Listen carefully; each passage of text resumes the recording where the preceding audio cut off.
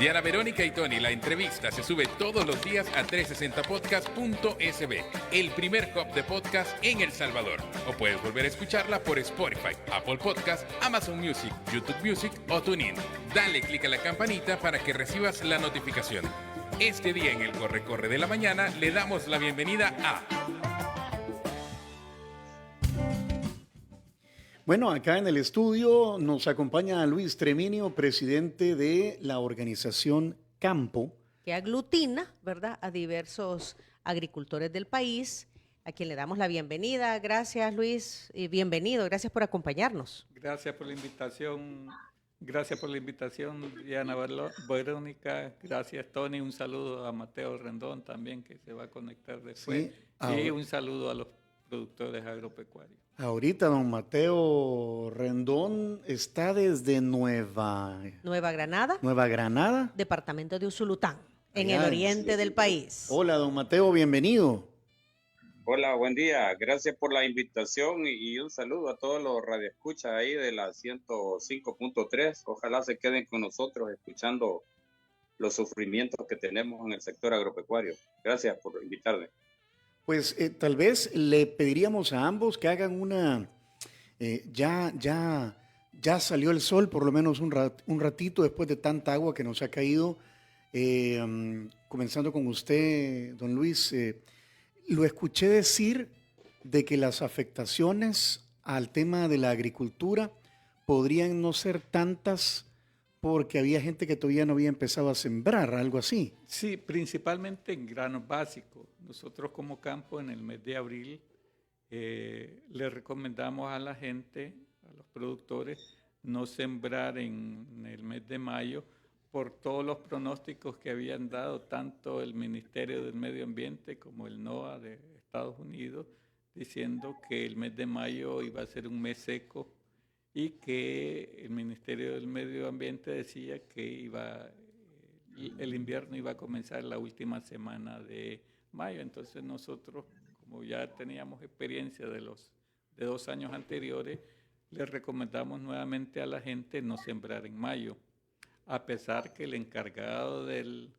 despacho del Ministerio de Agricultura, el viceministro de Agricultura, en un programa de la tele decía que íbamos a tener un invierno normal, que no había que preocuparse, que gracias a Dios todo se iba a desarrollar con la normalidad de los años anteriores y que la gente no se preocupara, que era el momento de invertir y de comenzar a sembrar. Eso hizo que alguna gente sembrara en el mes de mayo y es la gente que prácticamente perdió sus cultivos. Y las partes más afectadas que nosotros consideramos es la zona, los ganaderos. ¿Por qué? Porque la mayor parte de pastos están en las zonas planas y en las zonas bajas y fueron las que están inundadas. Inclusive hay muchas todavía pastizas que siguen inundadas. En el caso de hortalizas y verdura también fue afectado principalmente la zona del Puente Colima, que es el distrito del Painal, para ser más específico, el cantón Potrero Grande. Ahí fueron afectadas 200 manzanas porque ellos siembran en tierra flotante del río Lempa y con las descargas que hicieron de la presa, prácticamente le inundaron toda esa parte de las 200. ¿Qué se produce ahí en esa zona?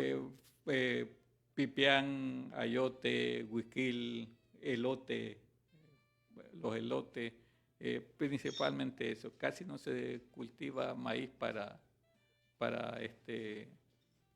grano porque son tierras que solo pueden cultivarse desde diciembre hasta más o menos junio, julio, porque son las tierras que deja el río Lempa libre después de los inviernos. Son las tierras frutas. Luis, ¿y ustedes cuando dijeron no sembrar, sino que hasta junio, se referían a cualquier tipo de cultivo?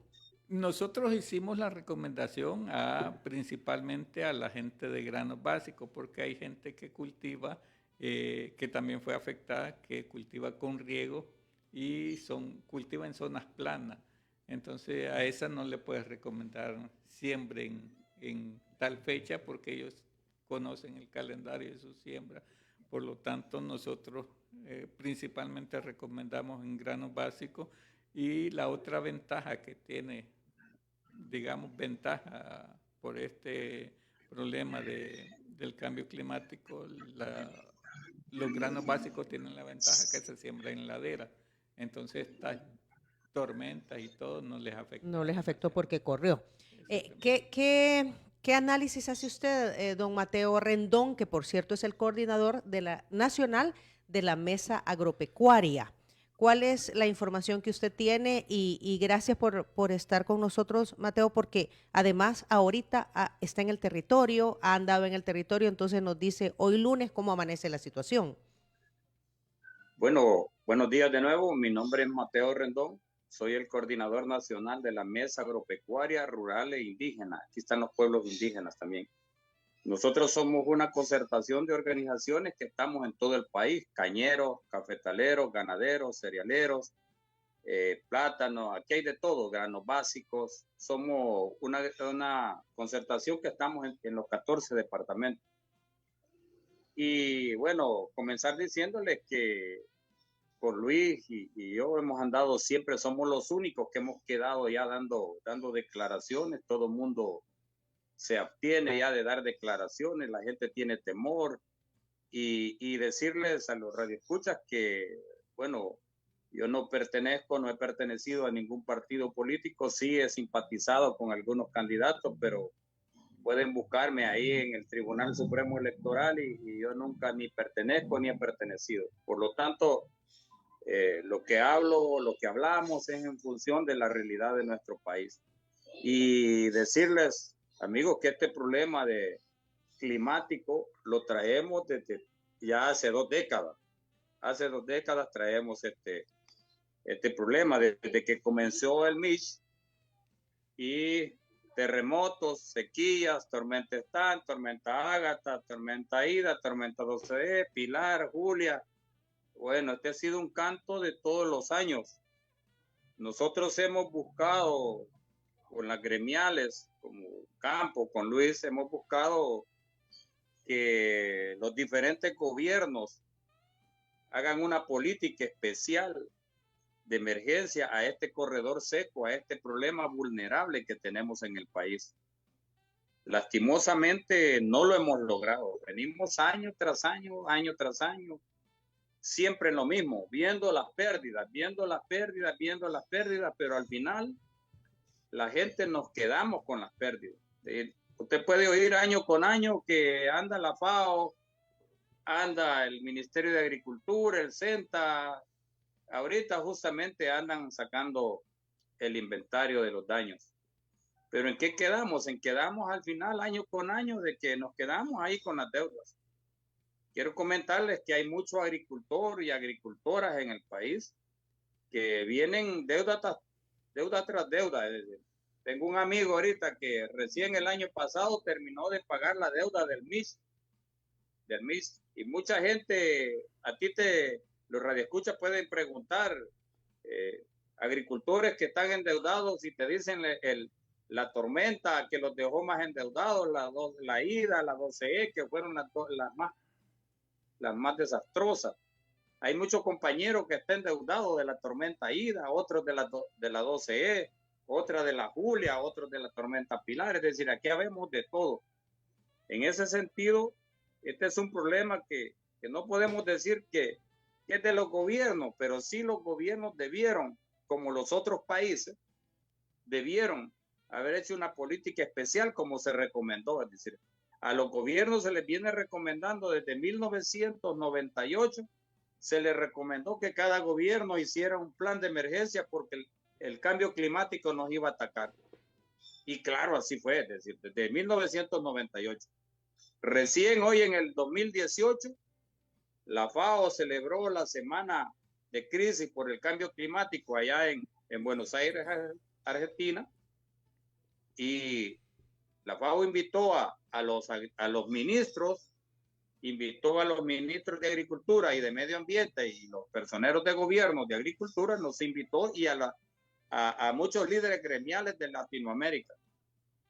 Y yo fui uno de esos invitados en el 2018. Y ahí la FAO, el Banco Mundial, el NOAA de los Estados Unidos, la Organización Acuática y Atmosférica, alertaron y dijo, viene una crisis alimentaria por el cambio climático. Y específicamente en esa época, El Salvador teníamos 800,000 familias con problemas de alimentación en el 18. Y la FAO consideraba que a 2024 El Salvador iba a tener 1.200.000 familias en problemas de alimentación, cosa que así es. Ese 2018, decirle, amigos radioescuchas y equipo ahí, Tony, que ahí se nos pidió a todos los gobiernos que juntamente con los líderes gremiales se elaborara un plan de emergencia sobre los corredores secos de cada país. Y especialmente el corredor seco de Centroamérica nos cubre a todo. Bueno, una esquina de Panamá agarra todo Costa Rica, Nicaragua, Honduras, El Salvador y Guatemala. Entonces vino y se dio la sugerencia que se realizaran esos planes de emergencia para contrarrestar los efectos climáticos. Todo esto que estamos viviendo. Lastimosamente, todos los países, menos nosotros, El Salvador, formularon ese plan estratégico. Y por eso tú ves que a nivel centroamericano no tienen los daños como los tenemos nosotros. No quiere decir que los gobiernos van a tapar la agua o van a tapar las inundaciones, pero sí pueden hacer cosas preventivas, como lo han hecho en otros países. A ver, pregunta para ambos, don Mateo y don Luis. La tormenta tropical Mitch fue allá por 1998. 99. Lo que le estoy entendiendo a don Mateo es que desde Mitch para acá, los ciclos de siembra y cosecha que tradicionalmente los hombres del campo conocían, leer el clima, los tiempos, ¿verdad? Ya no son los mismos, han cambiado y ya han tenido que ir inventando, adaptándose, o ¿qué es lo que ha ocurrido? Totalmente. Lo que quiero comentarte, antes de darle la palabra a Luis, es que se nos sugirió desde 1998. Quiero comentarles que, sin ser demasiado, esto, para que lo sepan, pero en el 98 también nos reunimos. En 1998, el Banco Mundial y la FAO nos reunió y nos previó y dijo, viene a azotarnos el cambio climático.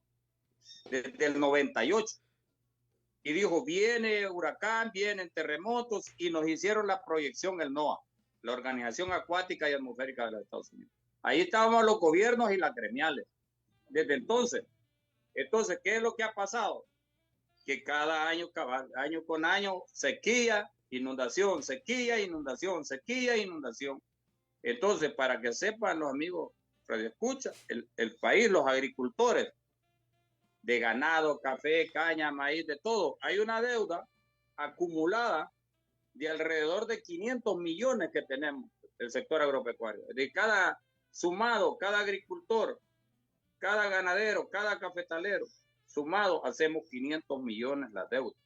Entonces, hemos venido haciendo agricultura aún con todo este problema, sin ningún apoyo, porque siempre peleamos, y para que sepa que nos quisimos adaptar, hacer el Plan Nacional Agropecuario, hacer el plan de emergencia del corredor seco, pedimos a la Asamblea que se creara un seguro nacional, como lo hay en los otros países.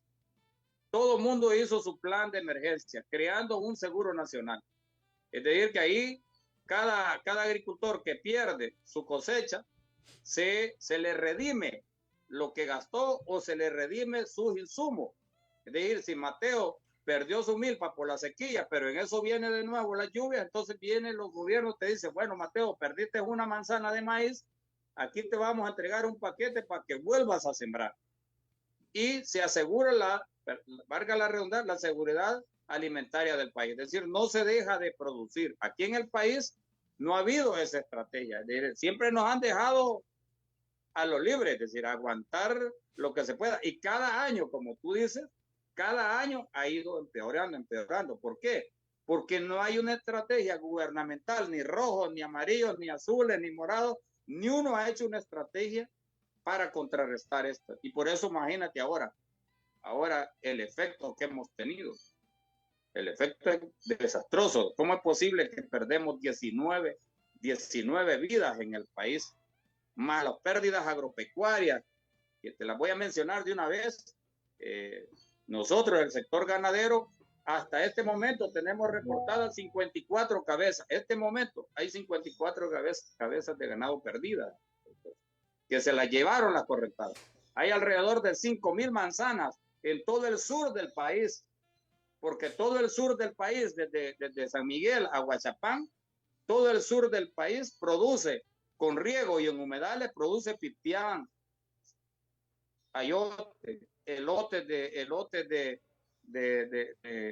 elote, maíz de elote, produce ejote. Es decir, toda la parte sur del país, todo el pequeño agricultor ahí está sembrando para suplir los pequeños mercados. Todo eso se perdió.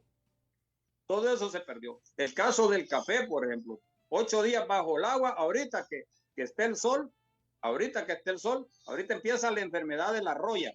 Si los cafetaleros no le echan fungicida a esa enfermedad, ya se les va a defoliar y se les va a caer el café que ya está formado. El caso del plátano, por ejemplo, ahorita acabo de andar, voy aquí a la zona baja de zona norte de San Vicente, aquí toda esta zona de Río Frío, norte de Usulután, aquí en Mercedes Umaña, pegado al puente Cuscatlán, todas esas zonas son plataneras y cultivos de hortaliza. El plátano le llegó casi a 1 metro el agua, a 1 metro. Quiere decir que esas plataneras todas van a ser infestadas de hongos y nematodos.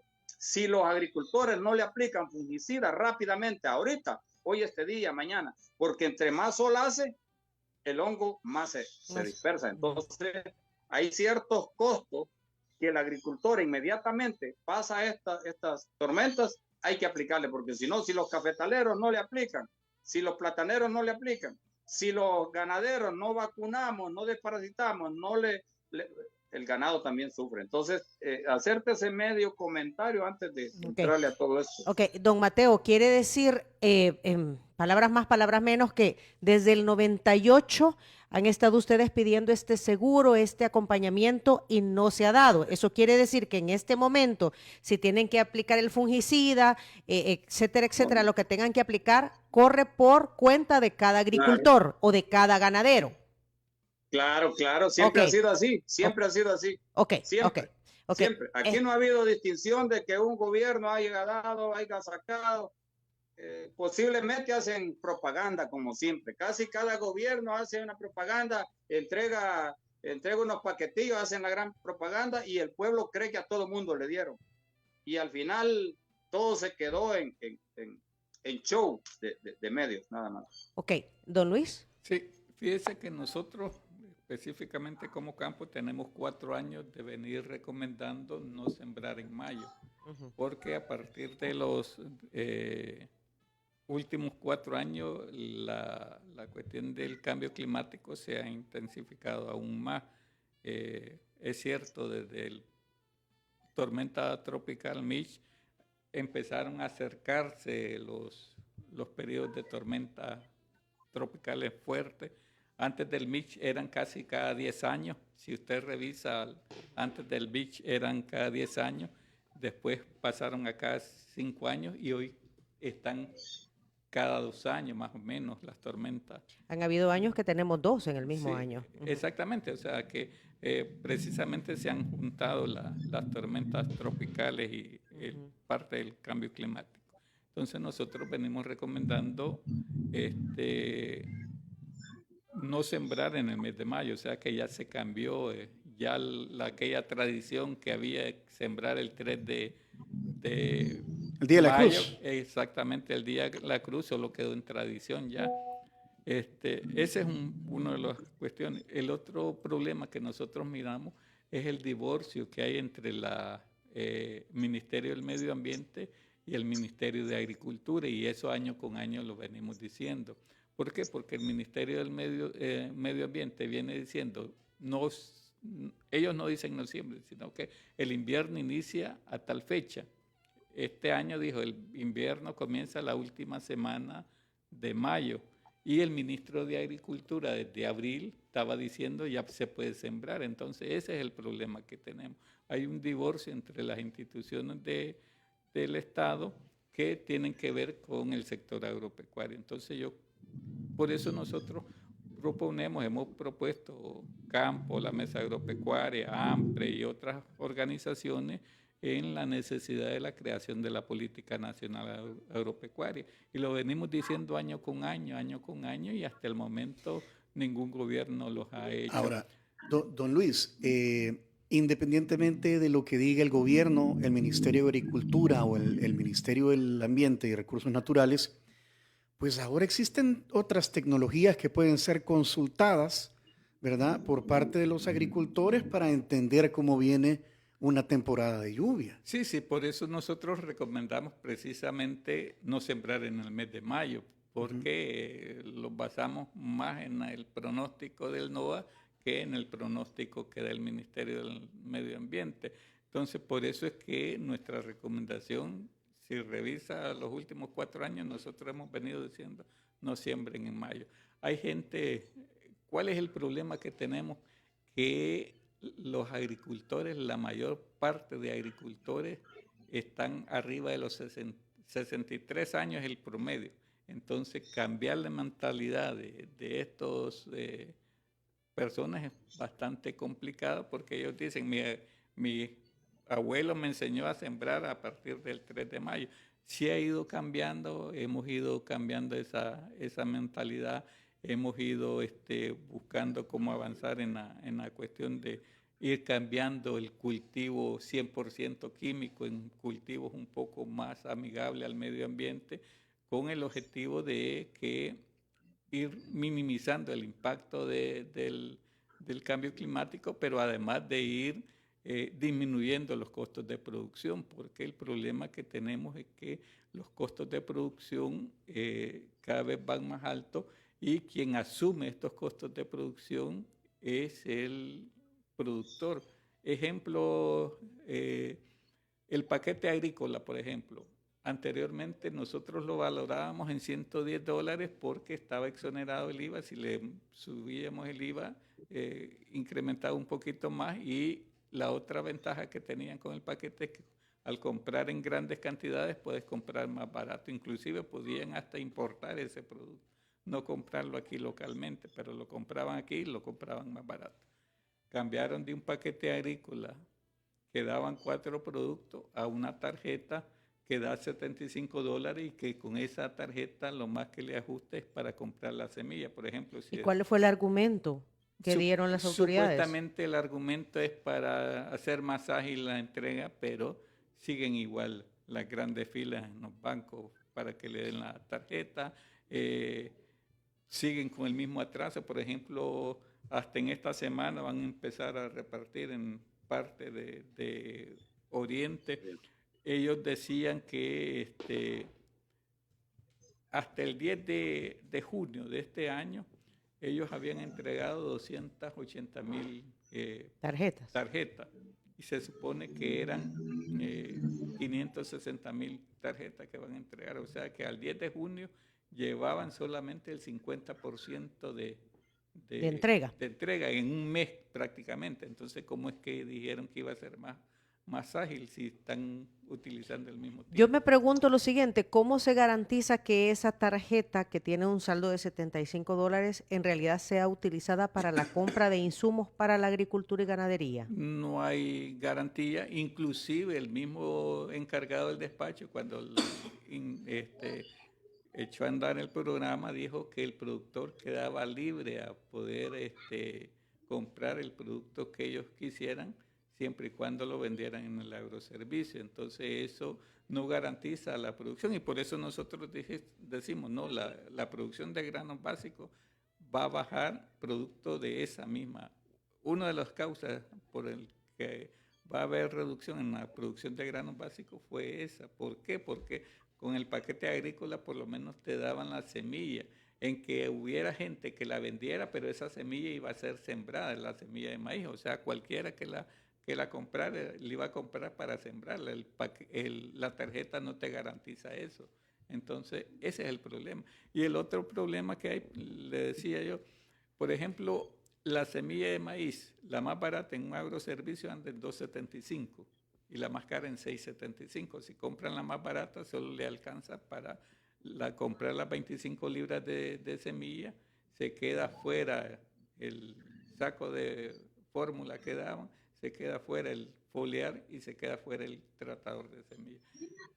El subsidio ese que daba el gobierno antes cubría el 5% del costo de producción, hoy cubre entre el 2.5 al 3% del costo de producción. O sea que hubo una disminución en cuanto a la cobertura del subsidio. Exactamente. Y no será, pero disculpen, pero no conozco del tema, ¿no será que las personas que tradicionalmente siembran como le han enseñado sus generaciones anteriores, lo hacen por el tema de garantizar tener cosecha en el tiempo que la necesitan? O sea, o ese atraso de un mes perjudica económicamente, considerable económicamente a esta familia, don Luis. No, pongamos ejemplo el año pasado. El año pasado nosotros recomendamos sembrar la segunda semana de junio. Hubo gente que sembró en mayo. Toda esa gente que sembró en mayo perdió su cosecha o perdió su semilla. Tuvieron que volver a sembrar en junio.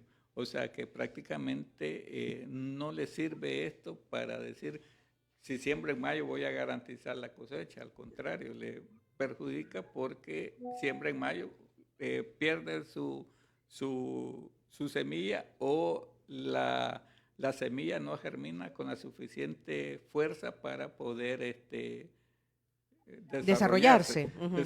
Y entonces tiene un producto muy pequeño. Exactamente, ese fue el problema del año pasado, que pasamos de un promedio de 50 quintales por manzana de maíz a 44 quintales por manzana de maíz. Ok, son las 8 de la mañana con 38 minutos y producción nos indica que tenemos que hacer pausa comercial. Vamos a hacer una pausa. Saludos en la instancia. Mateo Rendón nos acompaña, Luis Treminio también de campo acá, ¿verdad? Y bueno, a don Mateo le vamos a deber su bolsa de libra de café de Cherito Café. Bueno, pero se ven con Luis, ¿verdad? Se ven. Vaya. Entonces se la vamos a mandar. Se la mandamos. Vamos a mandar con don Luis. Ahí me la envía. Vaya, Me la vaya. envía, por favor.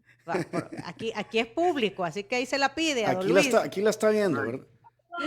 El Cherito Café es el café oficial de Diana Verónica y Tony, del Corre-Corre de la Mañana. Es el que ha estado tomando aquí don Luis y el que tomaría don Mateo cuando nos acompañe, pero está muy lejos ahorita, ya en Nueva Granada, en Usulután, ¿verdad? Así que, bueno, ¿a dónde encuentran Cherito Café? Los encuentran en Bolengo Plaza, ¿verdad? O en las tiendas Tengo. O también pueden consultar directamente en sus redes sociales, en Instagram y en X, @cheritocafé.sb. Ya vino San Martín, estamos bendecidos con los desayunos de San Martín.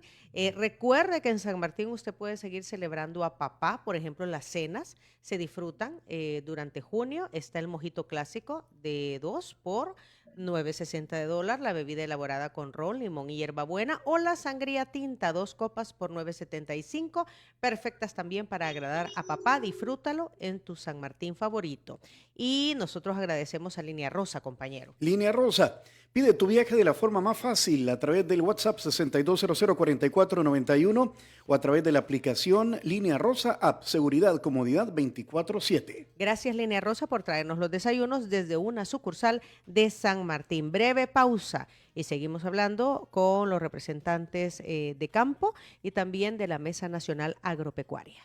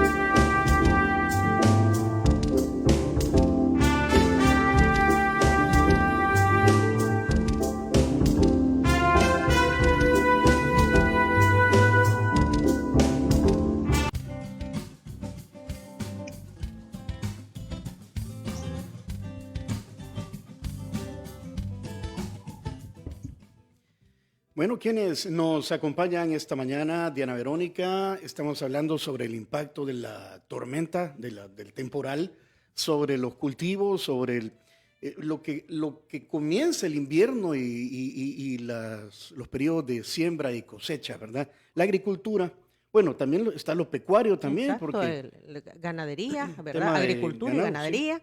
Así que por eso estamos conversando con Luis Treminio, presidente de campo, y con Mateo Rendón, coordinador nacional de la Mesa Agropecuaria. Nos quedan 9 minutos de entrevista. Luis y Mateo, ¿cuáles son las propuestas? ¿Cómo se sale adelante? Porque apenas ha comenzado la época lluviosa. Fíjese que nosotros, vuelvo y repito, ya este es el quinto gobierno que le estamos proponiendo la necesidad de la creación de la Política Nacional Agropecuaria. Esta política hemos dicho que tiene 3 ejes transversales, que en primer lugar que sea participativa la elaboración, que seamos todos los que participamos en el sector agropecuario en la creación. La segunda, que esté adaptada al cambio climático, y la tercera, que trascienda gobierno. Esos son los ejes transversales. Pero dentro de la política hemos propuesto, en primer lugar, un fondo especial para la agricultura de subsistencia. No se vale que año con año los pequeños productores pierdan sus cosechas y al final el gobierno brille por su ausencia. En segundo lugar, la creación de una reserva estratégica. Somos el único país de Centroamérica que no contamos con una reserva estratégica. Por eso es que el mercado se maneja a las ganancias que el comerciante quiera. Y nosotros decimos, esta reserva sirve para 2 objetivos principales. En primer lugar, que tenga productos para cualquier emergencia. Tenemos ahorita, por ejemplo, el caso de ahorita que, según dicen, hay 135 albergues. De esos 135, perfectamente, si tuviéramos una reserva, se podía tomar productos de ahí y elaborar la alimentación de esa gente. Y en segundo lugar, que sirva para regular precios, sin necesidad de una forma impositiva, sino que sea una regulación de precios jugando las reglas del mercado, oferta y demanda. Se escasea en el mercado, sacas de la reserva y mantienes estables los precios. El otro punto que hemos planteado dentro de la política nacional es la necesidad de la coordinación entre las instituciones que coordinan o que tienen que ver con el sector agropecuario. Ministerio de Agricultura, Ministerio de Medio Ambiente y Ministerio de Economía. ¿Por qué? Porque las exportaciones, por ejemplo, necesitamos, por decir algo, 3 millones de quintales de maíz, entran 6. Entonces eso viene en detrimento del productor nacional. La otra cuestión es que darle la función al CENTA para lo que fue creado. El CENTA fue creado para la investigación científica y la transferencia de tecnología, y no está haciendo eso el CENTA. El CENTA cada vez va dedicándose a menos labor, porque antes la labor por lo menos era entregar los paquetes agrícolas. Hoy ya le quitaron esa función, ya no tiene esa función, por lo tanto ya el CENTA... Y el CENTA no es un instituto ahora. Sí, tiene un nuevo nombre, ¿verdad? Sí, tiene un nuevo nombre, lo han coordinado, fusionado la ENA con el CENTA y crearon un instituto que ni siquiera sabemos cómo se llama. Entonces, esa es la cuestión. Nosotros hemos propuesto también la necesidad de crear una institución que se encargue a la cuestión de la comercialización de los productos para que el productor tenga las ganancias o las utilidades suficientes por la labor que realizan, no que año con año viene perdiendo. Esas son como las grandes partes de las estrategias. Nosotros hacemos esta política nacional tendría que ir encaminado a garantizar la soberanía alimentaria. Ya no podemos seguir dependiendo de las importaciones. El año pasado, por ejemplo, 2 días de bloqueo en las carreteras de Guatemala, quedó desabastecido la tiendona.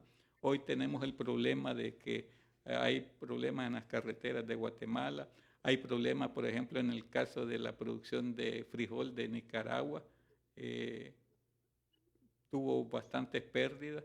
Tenemos problemas con el transporte marítimo, están elevados los precios, están al mismo costo de la pandemia. O sea, todo esto los afecta a nosotros porque somos un país meramente importador. Si no fuéramos importador, no importara que pasara todo esto. Y en granos y cereales, ¿qué porcentaje importamos? Fíjese que en este año, por ejemplo, el déficit del año pasado fue de 6 millones de quintales en el caso de maíz. Eso necesitamos importar. En el caso de frijol fueron 300,000, pero si nosotros revisamos, el año pasado fue el año que la producción agrícola fue la más baja en los últimos 7 años. Este año corremos el riesgo de ser la producción más baja en los últimos 8, porque va a ser inclusive más baja que el anterior. Si nosotros revisamos las proyecciones que tenemos como campo, por ejemplo, en el caso de campo estamos proyectando una producción de 17.600.000 quintales y se necesitan para el consumo nacional 25 millones de quintales. O sea que vamos a tener un déficit de 7 millones de quintales. Muy bien. Don Mateo, ¿algo más que agregar sobre qué se hace? ¿Cuáles son las propuestas? Bueno, nosotros tenemos la petición de que ojalá este gobierno le ponga atención al sector agropecuario. No podemos seguir en un país dependiendo de las importaciones. Y como dijo la FAO en el 2018, hemos crecido, hay 1 millón de familias con problemas alimentarios. Entonces creo que es justo que este gobierno le dedique tiempo a la agricultura. Ya no podemos seguir en esta rueda que hemos traído de no tener un ministro adecuado en el sector agropecuario. Han habido 5 ministros en este periodo pasado, 5 viceministros, y nosotros la única fe que tenemos es que el gobierno retome todas las sugerencias de la FAO, del Banco Mundial, en que le apostemos a la seguridad y soberanía alimentaria de nuestro país y que pongan gente idónea, pues. No podemos seguir en manos de gente inexperta. Entonces, desde el momento que te nombran un funcionario, tú sabes, te da fuerza de seguir adelante o te desanima. Entonces, creo de que el gobierno ha realizado una buena labor con este tema de la seguridad. Yo creo que así como ha fortalecido la seguridad, deberían fortalecer la agricultura. Eso es lo que más te pudiera pedir yo, porque al final las deudas tenemos que pagarlas, lo que perdimos, y ahí ya no hay capacidad, nadie llora el dolor ajeno. Entonces creo de que ojalá y logremos incidir que este gobierno, que es el mismo, antes teníamos la dicha que decíamos, bueno, este gobierno que pasó no hizo nada, tal vez el que viene, pero hoy tenemos el mismo y seguimos lo mismo, igual o peor. Entonces los efectos naturales han sido más desastrosos cada año, sequías, inundaciones. Entonces yo creo que es justo que el país se prepare para este problema climático. Así que bendiciones, gracias por la oportunidad y esperamos que el amigo Radio Escucha entienda que es una problemática nacional, no de colores políticos ni de ideología, es un problema nacional que tenemos. Aparte del cambio climático, lo que nos vino a molestar la pandemia, la guerra de Ucrania, Rusia, que nos creció el 100% de los insumos. Entonces, la migración, la falta de mano de obra, tenemos un montón de cosas que nos han venido contrarrestando cada año. A eso agreguemos, cuídense, gracias. Don Mateo y Luis, un último comentario que decía que la edad promedio de los agricultores en El Salvador anda en 63 años. ¿Significa que la agricultura, si no hay quien tome la estafeta, aquí va a desaparecer? Sí, definitivamente, y nosotros lo venimos diciendo desde hace años. O sea, hay que poner cómo darle incentivo a la juventud para que se dedique a esta labor. y no podemos seguir dependiendo de las importaciones porque es muy peligroso depender de las importaciones. Por ejemplo, tenemos el caso de Venezuela, que decidió desmontar todo el sistema productivo, pero ellos por lo menos tenían petróleo para poder comprar la comida, pero los salvadoreños no tenemos petróleo. Por lo tanto, hay que garantizar una soberanía alimentaria. Ok, Bueno. Muchísimas gracias, don Mateo, muchísimas gracias, don Luis. Vamos a esperar a ver qué dicen las autoridades de Agricultura y Ganadería sobre qué se va a hacer al respecto, ¿no? Sí, gracias por su presencia, don Luis, y un saludo nuevamente en la instancia, don Mateo. Mucho gusto. Gracias. Gracias, muy amable. Gracias por todo. Gracias. Bueno, y gracias si a quieren, los Radio Escucha. y si quieren volver a escuchar esa entrevista, atención a lo siguiente. Si quieres volver a escuchar esta entrevista, ingresa a 360podcast.sb, el primer hub de podcasteros salvadoreños. Sigue a Diana Verónica y Tony la entrevista en Spotify, Apple Podcasts, Amazon Music, YouTube Music o TuneIn.